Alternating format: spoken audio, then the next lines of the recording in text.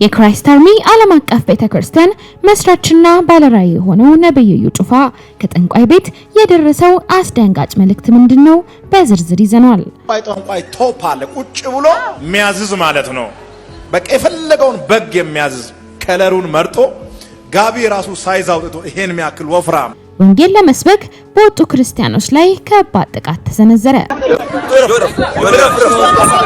ሰው የሞተብን ነው እባካችሁ እንድትደርሱልን። የፖሊስ አባላትን ጨምሮ በእኛ ላይ ድብደባ እያደረሱ ስልካችን እየነጠቁ መጽሐፍ ቅዱሳችንን እየነጠቁ በደል እያደረሱብን ነው የሚገኙት። ብጥብጥ ይነሳል፣ አስጨናቂ ትውልድ ይነሳል፣ ዘንዶን አስተኝቶ የሚያርድ ወዳጄ ምንም መወጣጠር መለጠጥ አያስፈልግ። አትደነባበር፣ አትደናገጥ። ሰላም ጤና ይስጥልን ቤተሰቦቻችን፣ ይህ የሮማንስ ሮድ የዩቲዩብ ቻናል ነው።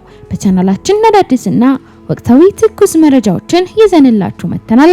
እስከ መረጃው ፍጻሜ አብራችሁን ቆዩ። ቻናላችንን ሰብስክራይብ ያላደረጋችሁ ሰብስክራይብ በማድረግና የደውል ምልክቷን በመጫን አዳዲስ መረጃዎችን በፍጥነት ያገኙ። ቪዲዮአችንን ለሌሎች ሼር በማድረግ ቤተሰባዊነቱን ያጠናክሩ። እናትሽን አባትን ብነካ ደስ ይላል? ታዲያ እናታችን ተነክቶ በግንቦት አንድ ይሰማል አይደል?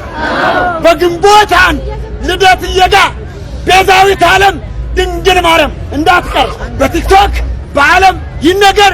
ድንግል ማርያም አማላጅ ናት፣ ቤዛዊት ናት። ኦኬ እንደሰማችሁት ነው ወዳጄ። ምንም መወጣጠር መለጠጥ አያስፈልግም። ቤዛ አንድ ነው። የዓለም ቤዛ አንድ ነው። አትደነባበር፣ አትደናገጥ። አይዞ ወንድሜ ተረጋጋ። ቤዛው አንድ ነው፣ እርሱም ወንድ ነው። ቤዛው ወንድ ነው፣ የናዝሬቱ ኢየሱስ ነው። የይሁዳ አንበሳ ኢየሱስ ነው ቤዛ። ምክንያቱሳ የሞተልን አንድ ነው፣ በቀራንዮ የተሰቀለልን አንድ ነው፣ ሕይወቱን ደሙን የዘራው አንድ ነው። ቤዛ ኢየሱስ ነው። ሻሎም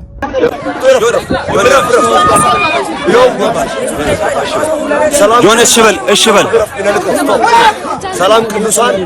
እንግዲህ መንገዱን እያለፍን እያለ እንዳለ ወታደሮችን ጨምሮ እንደገና የተለያዩ ሰዎች መንገድ ላይ ሊያሳልፉ አልቻሉም። ይሄንን ህግ ዝም ብሏል። እባካችሁ ይሄ ነገር በጣም ከአቅማችን በላይ ሆኗል። ሰው የተደበደበ ነው፣ ሰው የሞተብን ነው። እባካችሁ እንድትደርሱልን በጌታ ፍቅር እናሳስባለን።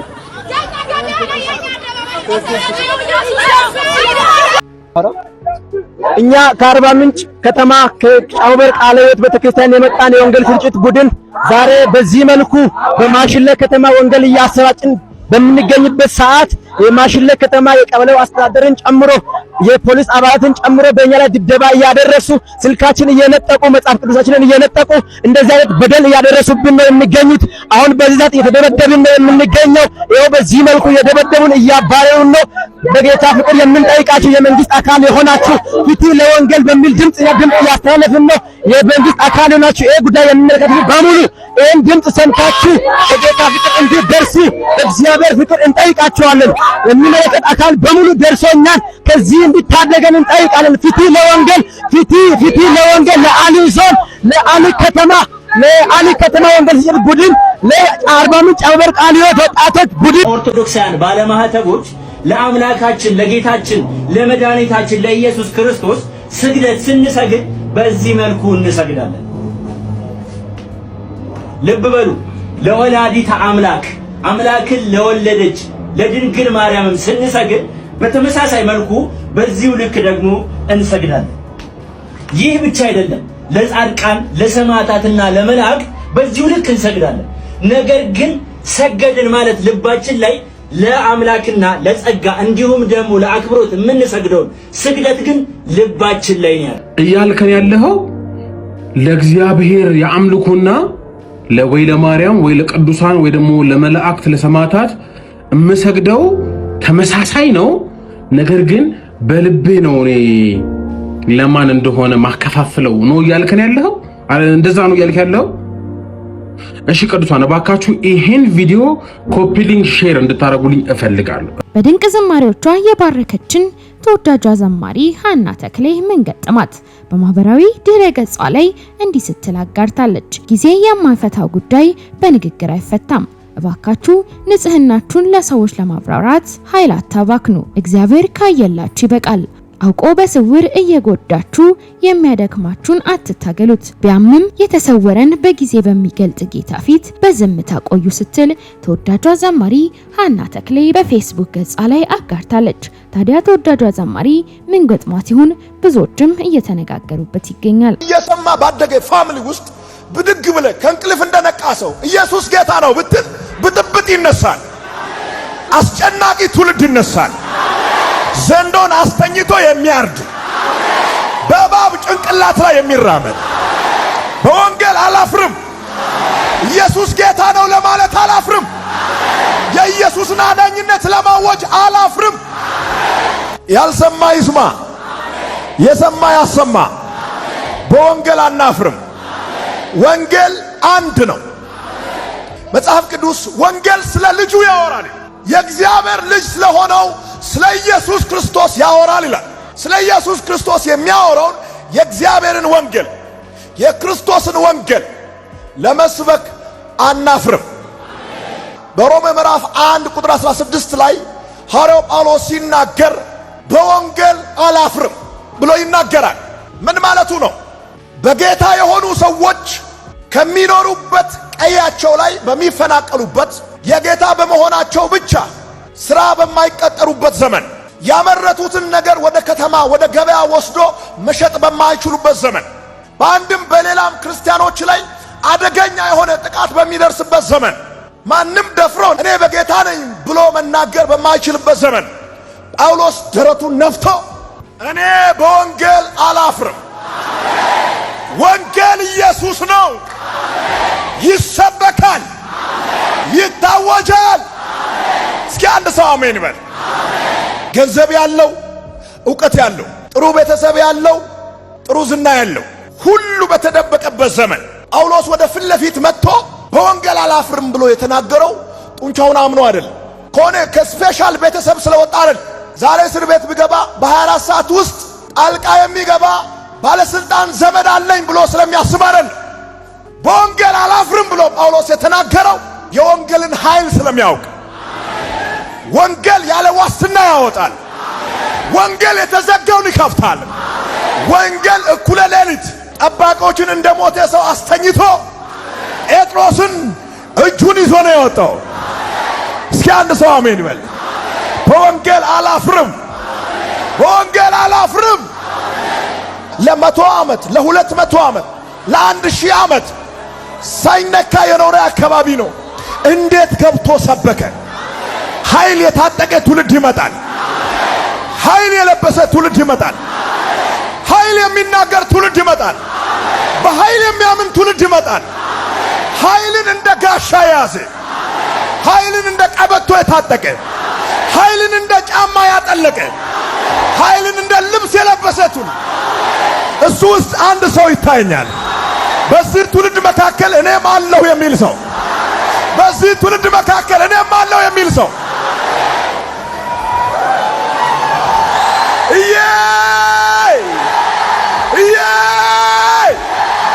ስለ ክርስቶስ ከመመስከራችሁ በፊት ክርስቶስ ራሱ ማን ነው የሚለውን ለይቶ ማወቅ በጣም አስፈላጊ ነው። ወንጌል እንዲህ ነው ከማለታችሁ በፊት ስለ ወንጌል በትክክል መረዳት ያስፈልጋል።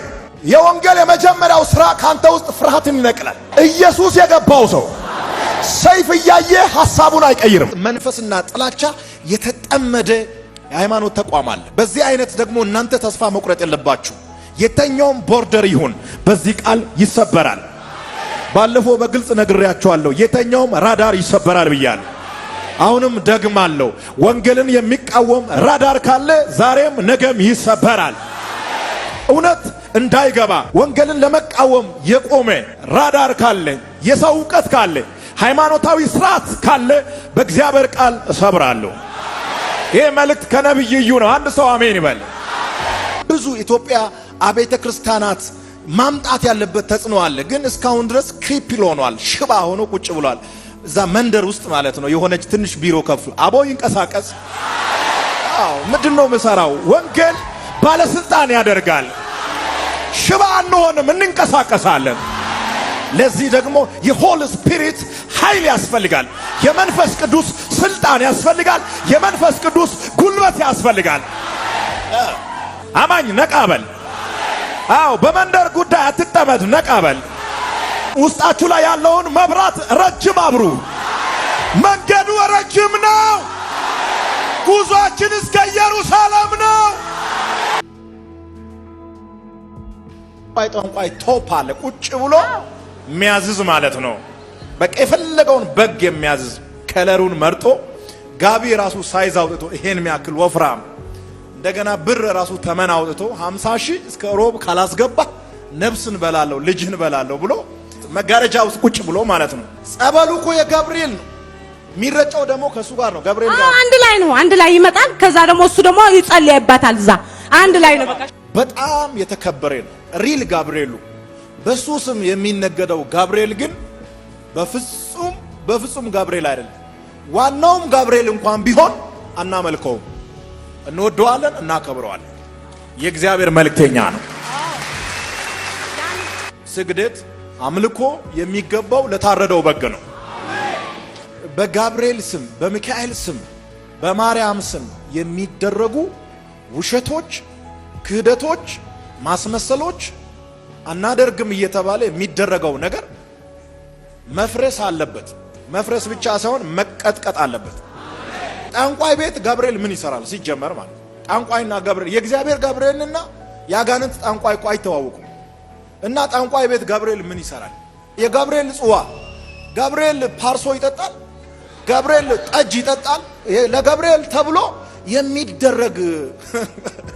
የሚደረግ ጠጅ ይሄ የጋብርኤል ነው ለብቻ።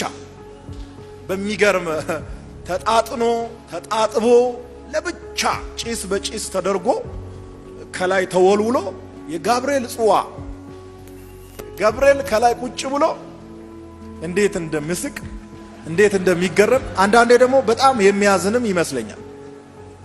አሁን ጋብርኤልን የሚያክል ትልቅ መልአክ ጠጅ ተራ ስታንከራትተው አያሳዝንም? በእውነት ያሳዝናል። በእውነት ገብርኤል ቀላል እንዳይመስል። ገብርኤል በጣም ትልቅ ነው።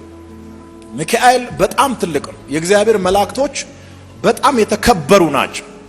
በጣም ኃይል አላቸው። ደግሞ ዝም ብሎ ተልካሻ እንዳይመስል ኃይል አላቸው። እግዚአብሔር በዓለም ላይ ትልልቅ ስራ ለመስራት እነሱን ነው ምልካቸው። የእግዚአብሔር ኮማንዶች ናቸው። እግዚአብሔር ሲልካቸው አድርግ የተባሉትን አድርጎ ገሎ አፍርሶ ገንብቶ ነቅሎ ተክሎ ነው የሚመለሱት። በዚህ ጋብርኤል ስም የምታጨበረብሩ ሰዎች እባካችሁ ስለማይጠቅማችሁ ብትተው እዛ የተያዙ ሰዎችንም ወደ እግዚአብሔር መንግስት ወደ እውነተኛው መንግስት ለቀቅ ብታደርጉ ደስ ይለኛል። ብዙ ሰዎች ጋር እንዲደርስ እንድታረጉ ፈልጋለሁ ማለት ነው። ይሄ ወንድማችን ምንድነው እያለ ያለው? የምሰግደው ተመሳሳይ ነው አለ። በቃ እንደዚህ ያረኩኝ ነው የምሰግደው፣ ግን ለሁሉም ተመሳሳይ ነው። ደን ደግሞ ማርያምም ከዛ ውስጥ የድርሻዋን ትወስዳለች፣ ሚካኤልም የድርሻውን ይወስዳል። እኔ በልቤ ነው ማከፋፈለው እንጂ ባሰጋገድ ሁኔታ ላይ ምንም አይነት ለውጥ የለም እያለ ይነገረናል ማለት ነው። እሺ አሁን በልብህ ይሄ ለእግዚአብሔር ነው አልክ። መቼም እግዚአብሔር የሁሉን ልብ ያውቃል። አጥንትን፣ ጅማትን፣ ቅልጥምን እየለየ በልብ ውስጥ ያለ የተሰወረውን ነገር ሁሉ እግዚአብሔር ያውቃል። በልብህ ለእግዚአብሔር ያልከውን ነገር እግዚአብሔር ወሰደ እንበል። ቅዱሳን ሰማዕታት፣ መላእክት፣ ከዛ ባይ ደግሞ ማርያም እንዴት አድርገው ነው የሚወስዱት እነሱ ድርሻቸው? ማለት ማርያም በልቤ ይሄ የማርያም ነው ብዬ ስሰግድ ይሄ የኔ ነው ብለህ ነው የምትወስደው? ማለት የልብህን ያውቃሉ እነሱ። ማለት የዛ ሁሉ አሁን ኢትዮጵያ ውስጥ በጣም በብዙ ሚሊዮን አሉ ኦርቶዶክሳውያን እና ለፍጥረታት ሲሰግዱ ለሰዎች ሲሰግዱ ያውቃሉ። እነዛ ያንተ ልብ ውስጥ ያለውን ልክ እንደ እግዚአብሔር በሰው ሁሉ ልብ ውስጥ ያለውን ነገር በሙሉ ያውቃሉ። በልብ ለማርያም ስትል በልብ ለአርሴማ ስትል አርሴማም የድርሻዋን ለጊዮርጊስም የድርሻውን እንደዛ ይወስዳሉ ያልከን ያለው እሱ አንደኛ ቢመለስ ጥሩ ነው። ሁለተኛ ደግሞ ተመሳሳይ ነገር እያረኩኝ ግን አንዱ ለእንትና ነው አንዱ ለእንትና ነው። ያ ብቻ ደግሞ ሳይሆን የአምልኮና የክብር ደግሞ በልብ ነው የምትለየው። አይበጋሻው የጎረቤት ሌባ አለ። ካላዩት ይሰርቃል፣ ካዩት ደግሞ ይስቃል እና እሺ አደራ ምለው ይሄንን መልእክት ሰምታችሁ ስትጨርሱ በተቻለ መጠን አድርሱልኝ። ስፔሻሊ ለፕሮቴስታንት እምነት ተከታዮች መልእክቱን እንድታደርሱልኝ በዚህ አጋጣሚ አደራ ማለት ፈልጋለሁ። ሼር አድርጉት፣ ላይክ አድርጉት። ለመናገር የፈለኩት ምንድነው በርግጥ እነዚህም በዋናነት አስቀመጥኩኝ እንጂ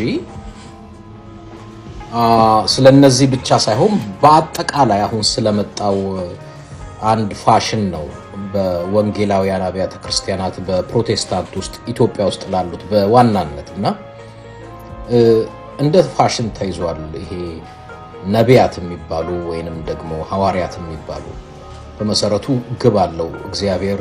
ሐዋርያትም ሲያረግ ነብይም ሲያረግ አስተማሪ ወንጌል ሰባኪ መጋቢ ሲያደርግ አንድ መሰረታዊ ትልቅ ግልጽ የሆነ ዓላማ አለው በቃል ውስጥ። ያ ትልቁ መሰረታዊ ዓላማ እግዚአብሔር እንደነዚህ አይነት አገልጋዮች የሚያስነሳበት ምክንያት ለህይወትና እግዚአብሔርን ለመምሰል ስለሰጠን ነው የሚለው መሰረታዊው ነገር። እግዚአብሔር ሐዋርያም ነብይም ወንጌል ሰባኪ ምናምን ያረጋው ሰዎች ለህይወት እንዲጠቅም ለህይወት እና እግዚአብሔርን ለመምሰል። ብዙ ጊዜ ዛሬ የሚመርጡት በዚህ በወንጌላውያንና ፕሮቴስታንት ሃይማኖት ውስጥ የሚነሱ ወጣቶች አገልጋይ መሆን ሲፈልጉ ወይ ራሳቸውን ሐዋርያ ወይ ራሳቸውን በብዛት ነቢያት ይላሉ። ስፔሻሊ ከክፍለ ሀገር ወደ መሃል ከተማ የሚመጡት ሰዎች ራሳቸውን ነብይ አድርገው ነው የሚመጡት። አብዛኛዎቹ የጥንቆላ ልምምድ አላቸው። ስለዚህ ጥንቆላንና አይ ቲንክ በእግዚአብሔር ጸጋን ያለን አገልግሎት እንኳን እስከማይለይበት የደረሰበት መንፈሳዊነት የዘቀጠበት በመንፈሳዊነት ስም ፖለቲካ ይሰራል፣ ቢዝነስ ይሰራል፣ የግል ዝና ይካበታል፣ የራሳቸውን ፍላጎት ለመፈጸም ይረዳል።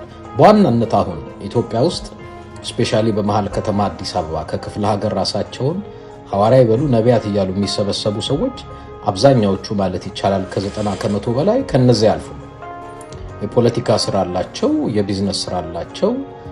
ከዛ አልፎ ተርፎ ታዋቂ የመሆን እና ደግሞ ዝና ራሳቸውን ማዕከል ያደረገ ጥቅም ከመሰብሰብ ጋር ዋናው ዓላማውን ከዋናው ዓላማው መሰረታዊ የመጽሐፍ ቅዱስና የሃይማኖት ዓላማ ኦልሬዲ ኮምፕሊትሊ ወጥተዋል።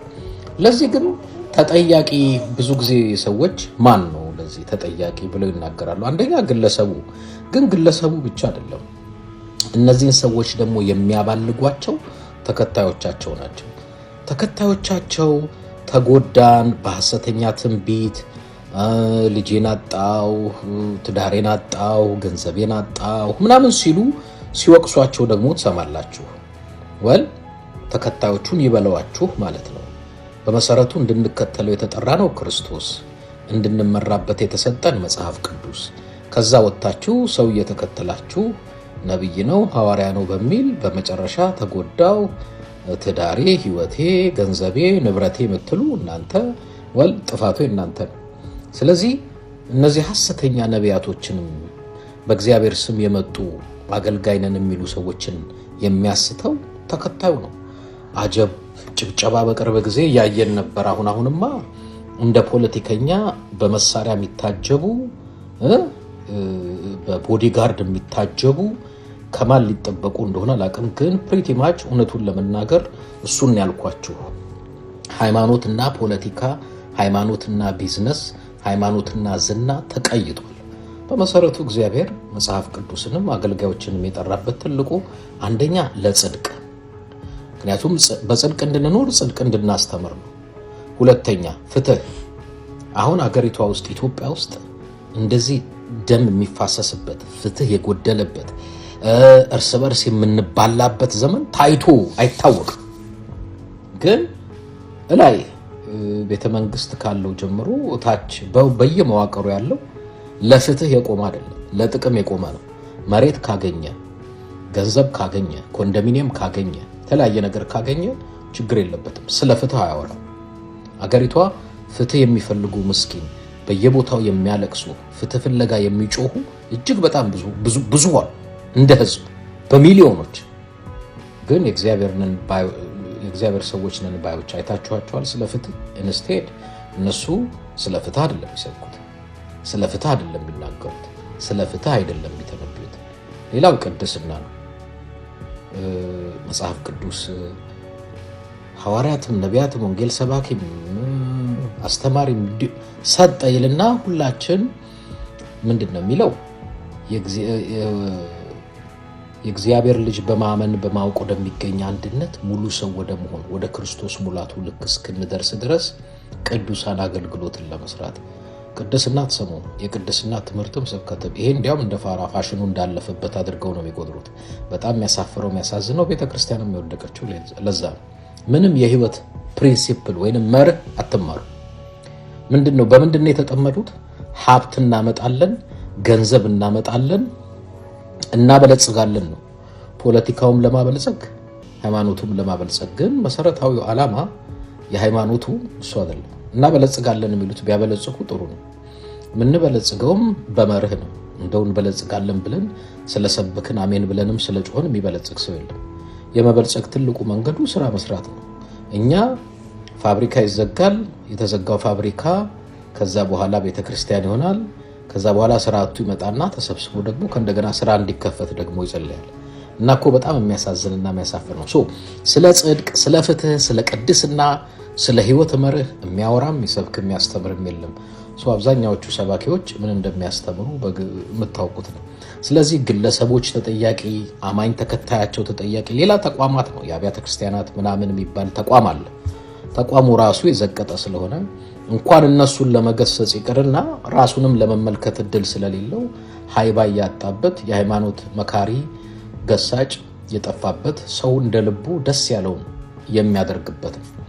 ሌላው መንግስት ነው። መንግስት ልንል አንችልም።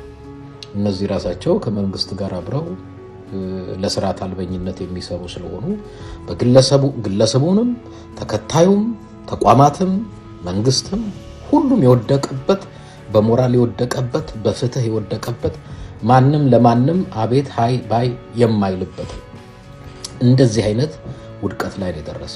ከዛም አልፎ ተርፎ ራሳቸውን በዝነኝነት ቆልለው ከኔ ጋር ለሚበላ ራት ለሚበላ ይህን ያህል ሚሊዮን የከፈለ ከኔ ጋር ራት ይበላልም የሚባል ነገር መጥቷል። አብዛኛዎቹ የመድረክ ላይ አርቲስቶች ናቸው። ሌላ እንዳይመስላችሁ። የሃይማኖት ሰው የእግዚአብሔር ሰው አንቱ አክብሩኝ ባሪያ ለመሆን አይደለም። አብዛኛዎቹ ጌታ ለመሆን ነው የሚፈልጉት። ለማገልገል አይደለም ለመገልገል ነው የሚፈልጉት። አሽከር ነው የሚፈልጉት። ለዛ ነው ብዙዎቻችሁ ዋጋችሁን በምድር ተቀብላችኋል። ዝናን ነው የምትፈልጉት፣ ገንዘብን ነው የምትፈልጉት። እርግጠኛ ነኝ በሰማይ ቤት የምትጠይቁት ዋጋ የለም። ዋጋችሁን ሁሉ በምድር ጠየቃችሁ፣ ዋጋችሁን ሁሉ በምድር አገኛችሁ።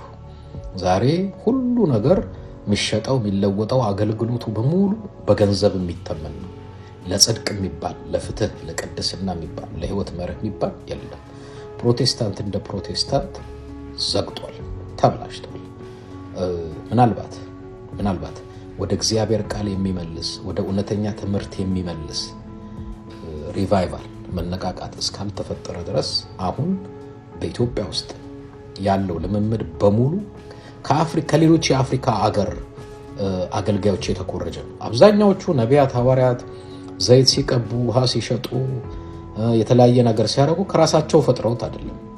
የተለያየ አፍሪካ አገር የሚያደርጉ ሰዎች አይተው ኢቭን እንደ ጌታ ለመኮፈስ አንቱ መጡ እንዲታጀቡ ምናምን የሚፈልጉት ከየትም ያመጡት ኮፒ ያደረጉት ነገር ነው ከሌላ የአፍሪካ ሀገሮች እንጂ ከመጽሐፍ ቅዱስ የተማሩት ያነበቡት ያወቁት አይደለም። አብዛኛዎቹ የእግዚአብሔርን ቃል ብትጠይቋቸው ያን ያህል ጠለቅ ያለ እውቀት የላቸውም። ኢንፋክት ተከታዮቻቸው ለዛ ነው በተሳሳተ መንገድ ወደ ተሳሳተ ነገር እየሄድን ከእግዚአብሔር እየራቅን የእውነት ቃል ጠፍቶብን በእነሱ ካልተጸለየ ጸሎት ማይሰማልን ሁላ እየመሰለን የሚያጭበረብሩን ለዛ ነው። የእግዚአብሔርን ቃል አንብቡ፣ እግዚአብሔርን በግላችሁ ወቁ፣ እግዚአብሔርን በግላችሁ ጠይቁት። ማንም ስፔሻል የለም። ስፔሻል በክርስቶስ ኢየሱስ አምኖ የዳነ በክርስቶስ ደም የታጠበ ሁሉ ለእግዚአብሔር ስፔሻል ነው። ሌላ ነገር የለም። ትዕቢት ላይ መጥቶ ጥፋተኛ እንደሆንክ አይከስህም። ለዚህ ነው ብዙ አገልጋዮች ይገባኛል ብለው ነው የሚያስቡት። ልክ ነው። በምድር ላይ በደንብ ከብረ በደንብ የምድር አካሎች በሚሄዱበት አይነት መንገድ እግዚአብሔር መንፈስ እኔ ጋር ስላለ ይገባኛል ብለው በትዕቢት እንዲሆኑ ያደረጋቸው የሚከሳቸው የሚወቅሳቸው የለም። ራሱም የመውቀስ አያውቀውም ሲጀምር ተፈጥሮ ስለሆነ እሱ ራሱ ዛሬ የልብን ትዕቢት የልብን ኩራት ከኔም ስሰብክ ለራሴም ነው ሁሉ ጊዜ ጌታን እምለምነው። ምክንያቱም የመጣንበት ስፍራ በጣም ከባድ ነው። በጣም የራሳችን አምላክ ነበርን። የመጣንበት ቦታ ሲነኩን ክብር ሲሪየስ ጉዳይ ነው። አርቶ ዓለም ላይ ሲሪየስ ጉዳይ ነው። ስለዚህ ሁሉ ጊዜ እግዚአብሔር እንዲያዋርደኝ ፈልጋለሁ። መቼም ሰው ነኝና አንዳንዴ ያው ልል እችላለሁ፣ ግን ተመልሼ እና ለኔም ለእናንተም ነው የምሰብከው። የትዕቢትን መንፈስ ዛሬ እንዲነቅልልን፣ የልብ ኩራት እንዲነቀል፣ በእግዚአብሔር ፊት ራሳችንን የማዋረድ አቅም እንድናገኝ። ሃሌሉያ ሃሌሉያ። ታስታውሳላችሁ አይደል? ጴጥሮስ ሲናገር የተለመደ ጥቅስ አለ አይደል? አንደኛ ጴጥሮስ ምዕራፍ 5 ቁጥር 5 ላይ እግዚአብሔር ይላል ትዕቢተኞችን ይቃወማል፣ ለትሑታን ግን ጸጋ ይሰጣል። ስለዚህ እያልኳችሁ ያለሁት ከጸሎት በፊት የሚቀድመው ራስን ማዋረድ ነው። ብዙ ይጮካል፣ ብዙ ይጸለያል፣ ግን በትዕቢት ተሆኖ የሚጸለይ ጸሎት በእግዚአብሔር ፊት ቦታ የለውም። ራሱ እግዚአብሔር እየተቃወመው ነው። ሰምታችሁኛል? ለምን ትዕቢተኞችን እግዚአብሔር ምን ይላቸዋል? ይቃወማል። ስለዚህ ከትዕቢት ጋር የሆነ ማንኛውም ነገር እግዚአብሔር ራሱ እየተቃወመው ነው። ስለዚህ እግዚአብሔር ይርዳን በዚህ አቅጣጫ ላይ። አረ አሜን። አብሶ ስንቆይ የሚፈጠሩ ነገሮች በእግዚአብሔር ቤት ስንለማመድ የቻልን ሲመስለን የበቃን ሲመስለን 16 ጥቅሶች ያወቅን ሲመስለን፣ አረ 16ማ ብዙ ነው ነው። ክብሩ ይገለጣል፣ ኃይሉ ይገለጣል፣ እሳቱ ይገለጣል። እኔ አስታውሳለሁ ዛሬ 10 ዓመት 9 ዓመት 8 ዓመት እንዴት እግዚአብሔር ከነ ጉድለታችን ከነ ድካማችን በኃይል ሲመጣ አይቼዋለሁ። ለምን ሲባል ሁሉም ለራሱ ያለው ቦታ ትንሽ ስለነበረ፣ እየቆየ ሲሄድ ግን እከሌ ከከሌ እንደሚሻል እከሌ ከከሌ ትናንት መጥቶ እንደዚህ ሆኖ ወደሚል ሲመጣ እግዚአብሔር የማይወደው ነገር ትዕቢት ነው ወገኖች፣ ትምክት ነው፣ የልብ ኩራት ነው። በውጭ የማይገለጥ በውስጥ ግን የሚታይ ለመዋረድ ዝግጁ ያልሆነ ማንነት ዛሬ እግዚአብሔር ይስበረው። ይሄን መንፈስ ከናንተ ላይ ከኔ ላይ ብቻ ከምድር ላይ ይስበረው። ያው ምድራችን ቤተክርስቲያን ከተፈወሰች ምድሪቷን ይፈውሳል እግዚአብሔር። ሃሌሉያ። እስኪ አሜን በሉኛ። ሕዝቤ ቢበድል እንዲህ ቢያደርግ ዝናብ ቢከለክል ኩብኩባ ቢልክ ራብ ቢልክ ራሱን አዋርዶ አያችሁ፣ ራሱን አዋርዶ ቢጸልይ ፊቴን ቢፈልግ ከሰማይ ምን ይላል? ሰማይ። ዛሬ ለአንድ ሰው መልእክት አለኝ። በትህቶች ላይ የሚፈስ እግዚአብሔር ጸጋ ዛሬ ይመጣል። በትህትና መንፈስ ዛሬ እግዚአብሔር ይነካቸዋል። በኢየሱስ ስም ይነካቸዋል። ሃሌሉያ። ስለዚህ ምን እያልክ ነው? በትዕቢት ሆኖ መጸለይ። ምን እያልክ ነው? በትዕቢት ሆኖ መስበክ፣ በትዕቢት ሆኖ የሆነ ነገር መምራት። ግን ሽፋኑ መንፈሳዊ በጣም የሚያማምሩ ቃላቶች፣ የሚያማምሩ ወርዶች እግዚአብሔርን አይማርኩትም። እነሱ እግዚአብሔር የሚማርከው የተሰበረ ልብ ነው አይደል ያለው? 65 ምዕራፍ ሙሉ ጮሆ 66ኛው ላይ እኮ ኢሳይያስ ዘጋው። ምን ብሎ? እግዚአብሔር ግን አለ ወደ ትሁቱ በቃሌ ወደሚንቀጠቀጠው ወደዛ ሰው እመለከታለሁ አለ ይላል። ከኔ ጋር ናችሁ? ስለዚህ ዛሬ እግዚአብሔር የሰይጣንን ይህንን ዘር ከቤተ ክርስቲያን ላይ ይንቀለው። ይኸውላችሁ አንዱ የስህተት ትምህርት የሚያስቱ መናፍስቶች ከአጋንንት ትምህርት ጋር ደርበው የሚሰሩት ነገር ቢኖር የሰውን አይምሮ አዎ ልክ ነው የሚል መቀበል እንዲችል የመስራት ስራ ነው የሚሰሩት። ምን ማለት ነው? አገልጋይ ነኝና ጋርድ ይገባኛል፣ አገልጋይ ነኝና ክብር ይገባኛል፣ አገልጋይ ነኝና እንዲና እንዲያ። ጳውሎስ የጻፈው እጥፍ ክብር ይገባቸዋል የሚለውን አውድ ባልጠበቀ በኔጌቲቭ ለምን ሲባል ይገባኛል የሚል ትዕቢተኝነት፣ ትምክት፣ እበልጣለሁ ባይነት እግዚአብሔር ይህን ይቃወመዋል። ወደዳችሁም ጠላችሁም እነዚህ ሰዎች እኔን ጨምሮ እንዴት መጀመሪያ ጌታ የእግዚአብሔር ጸጋ ወደኛ መጣ? እንዴት ነበረ? ዝቅ ብለን አልነበር እንዴ? እኔን መረጥከኝ ብላችሁ አልነበር? እኔን አሰብከኝ፣ እኔን አዳንከኝ፣ ጭራሽ ለቤትህ እንዲና እንዲያ ብለን ጸጋ በኔ ላይ አስቀመጥክ፣ ዋይ ጉድ ብለን የነበርነው ትሁት ሰዎች በጊዜ ሂደት ከኋላ መጥቶ ነው እንዴ እሱ እንትን የሚለው ወደሚል መጣ። ብዙና እንዲና እንዳያው ታውቁታላችሁ። ከተማውም ብዙ ስላልቆይ ግን ይገባኛል መንፈስ ዛሬ የተሰበረ ይሁን። እስቲ እግዚአብሔር ትዕቢተኞችን ይቃወማል በሉ እስቲ። ለትሁታን ጸጋን ይሰጣል በሉ እስኪ አሜን። ጴጥሮስ 5:6 ላይ አንድ ቁጥር ወደ ዝቅ ስትሉ ከኃይለኛው ከእግዚአብሔር እጅ በታች ራሳችሁን አዋርዱ ይላል። very important point። ቤተክርስቲያን በጣም በትዕቢት ተሞልታለች። አገልጋይ ላገልገረ በኢየሱስ ምሕረት አድርግልን አባት ሆይ። በእውነት አይሆንም። እግዚአብሔር ከማይችለው ነገር አንድ ነገር ራሱን መዋሸትን። እግዚአብሔር እውነትን ዋሽቶ መሄድ አይችልም። እኔና እናንተ ባለማየት ልናልፍ እንችላለን። እሱ አለማየት አይኖቹ በምድር ሁሉ ናቸው። ሁሉን ያያል፣ ልብን ይመረምራል፣ ያውቃል። የትዕቢትን መንፈስ በኢየሱስ ስም ይስበርልን። ከኃይለኛው ከእግዚአብሔር እጅ በታች ራሳችሁን ምን በሉ አዋርዱ። አጠገባችሁ ያለውን ሰው የትዕቢት ብቸኛ መፍትሄ ራስን ማዋረድ ነው በሉት።